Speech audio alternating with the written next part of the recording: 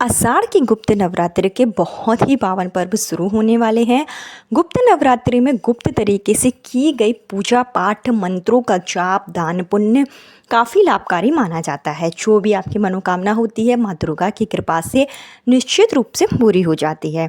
अगर आप संतान प्राप्ति को लेकर काफ़ी दिनों से परेशान हैं, आपकी कुंडली में संतान प्राप्ति के योग नहीं बन पा रहे हैं, कुंडली का जो पंचम भाव है जिसमें क्रूर ग्रह विराजित हैं, जिससे कि संतान प्राप्ति में बाधाएं आ रही हैं, आपके ऊपर किसी भी तरीके का दोष हो, चाहे पितृदोष हो, ग्रह दोष हो, नजर दोष हो, किसी ने आपका कोख बंधन कर रखा है, ये सब कारण से अगर संतान प्राप्ति में बाधाएं आ रही हैं तो आप गुप्त नवरात्रि में गुप्त तरीके से माता की पूजा अर्चना जरूर करें। जितना हो सके मंत्रों का जाप करें। गुप्त नवरात्रि में गुप्त तरीके से की गई उपासना का बहुत जल्दी फल प्राप्त हो जाता है।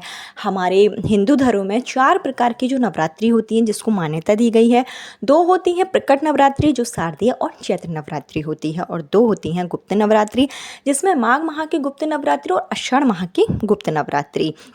ये जो गुप्त नवरात्रि होती हैं इसमें तंत्र विद्याओं को जो है उजागर किया जाता है, तंत्र विद्या बढ़ाई जाती हैं। साधक लोग जो होते हैं अपनी शक्तियों को बढ़ाते हैं। ऐसे में जो जनमानस है वो भी अपनी मनोकामना पूर्ति के लिए माँ दुर्गा को प्रसन्न कर सकता है। मंत्रों का जाप करके आप स्वयं अपनी मनोकामना को पूर्ति जो है करवा सकते हैं।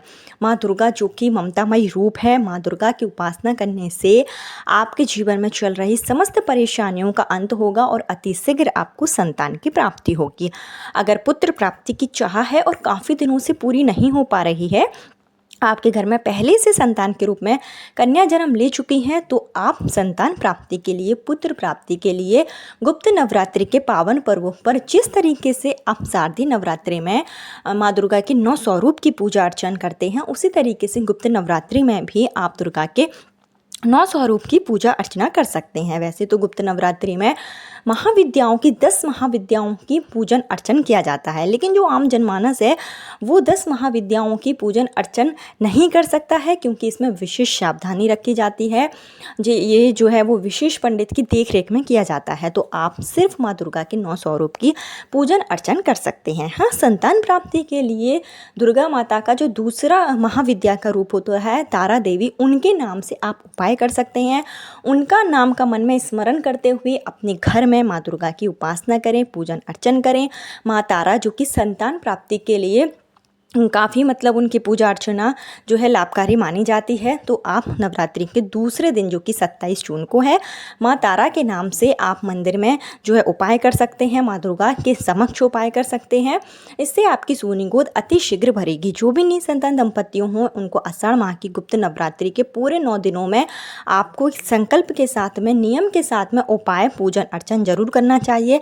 अगर आप व्रत रखते हैं तो और भी अच्छी बात है, आप व्रत जरूर रखिए, क्योंकि जो गुप्त नवरात्रि का व्रत होता है जितना फलदायी माना जाता है इतना कि शारदीय नवरात्रि या चैत्र नवरात्रि काफ़ी नहीं होता है। गुप्त नवरात्रि में उपासना, मंत्रों का जाप करना काफ़ी लाभकारी होता है। तो आपको बता दें कि गुप्त नवरात्रि जो कि आषाढ़ माह की गुप्त नवरात्रि इस बार 26 जून से शुरू होगी और 4 जुलाई तक रहेगी।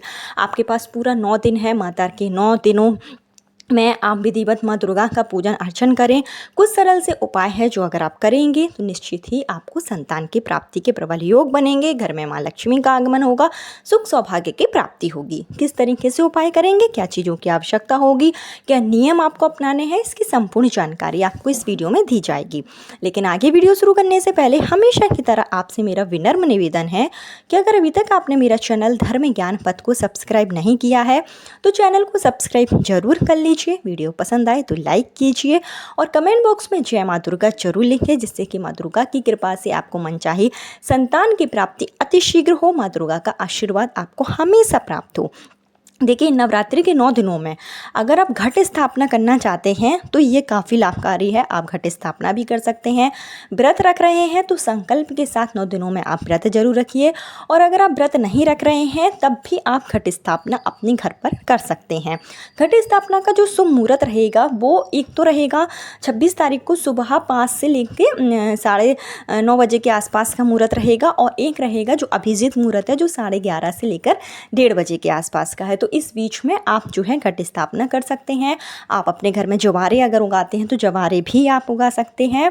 और अगर आप घट स्थापना भी नहीं करना चाहते हैं तो सिंपल साधारण विधि से आप जो है माँ दुर्गा के समक्ष सुबह और शाम घी का दीप जरूर प्रज्वलित करें, जो आपको लंबी बाती का प्रज्वलित करना है।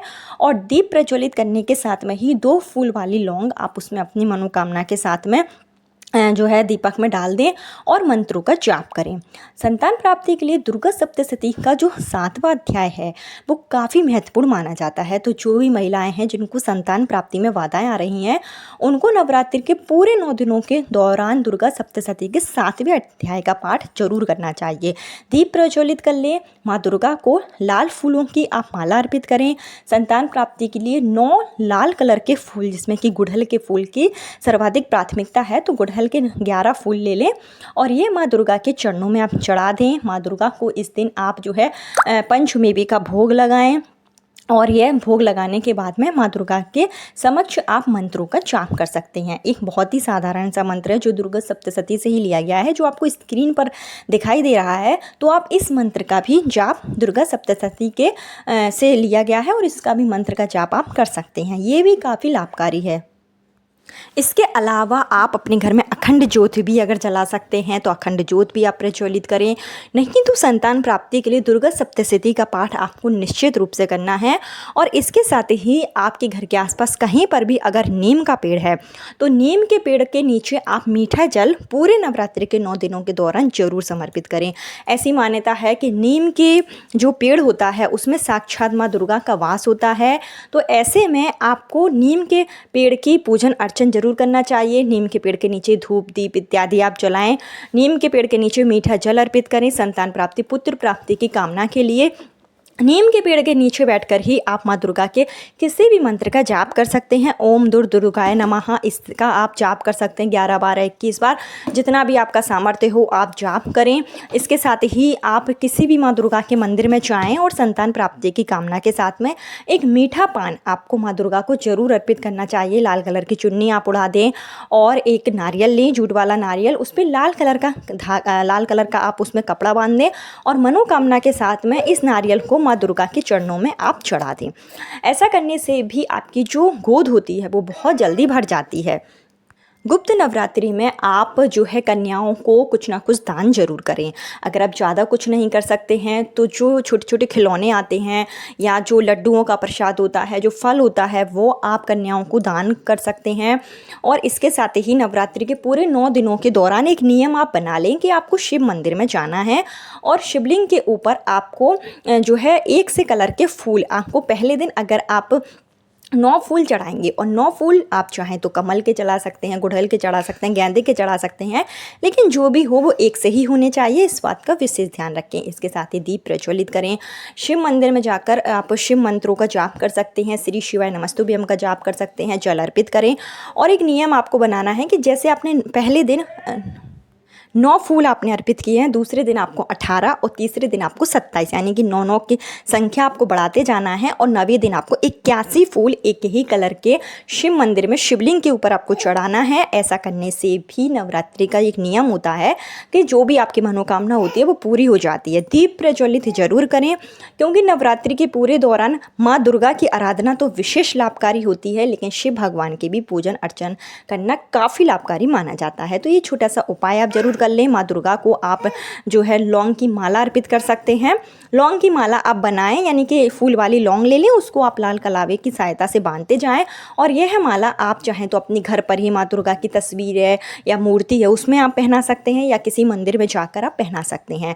माँ दुर्गा को लौंग चढ़ाने से समस्त मनोकामनाओं की पूर्ति हो जाती है। जो भी आपके ऊपर ग्रह दोष होता है, नज़र दोष हो जाता है, उन सब से आपको निवारण आपका मिल जाता है। इसके साथ ही अगर आपके घर में आप लगातार बीमार रहते हैं, संतान प्राप्ति में बाधाएं आ रही हैं, किसी ने आपका कोख बंधन कर रखा है या गर्भ में किसी तरीके की परेशानी है, कोई बीमारी है, तो उसके लिए आप एक छोटा सा उपाय कर सकते हैं कि नवरात्रि के 9 दिनों में आप किसी भी एक दिन एक कटोरी में थोड़ी सी काली मिर्च रख लें और इसको आप घर के प्रत्येक कोने में घुमा दें। और यह काली मिर्च घुमाने के बाद में आप इसको सुनसान जगह पर, यानी कि चौराहे में आप इसको डालकर आ जाएं, कोई आपको देखे नहीं, कोई आपको टोके नहीं, इस बात का विशेष ध्यान रखें।